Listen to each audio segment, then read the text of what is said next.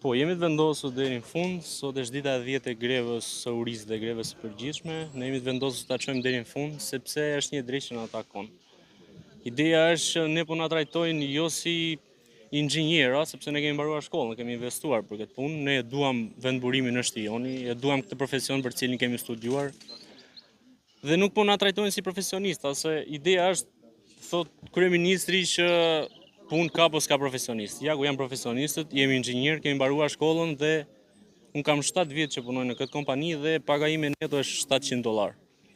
Nuk e di se si mund ta mbash një profesionist me $700, nuk e di, këta e din, por ideja është që ne jemi të vendosur deri në fund, që japim zgjidhje, të trajtojmë me dinjitet ashtu siç na takon. Ju keni kërkuar kompanisë që të ketë rritje page në Po, pozicioni ku jeni? kemi kërkuar dhe herë të tjera më përpara dhe kompania gjithkohës shkon me mospërfillje, domethënë është e njëjta histori, e përsëritur.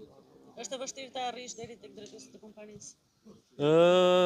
Nuk është se është e vështirë të arrish te drejtuesit e kompanisë, por e vështirë është të marrësh atë që ti do dhe të trajtohesh ashtu siç ne meritojmë.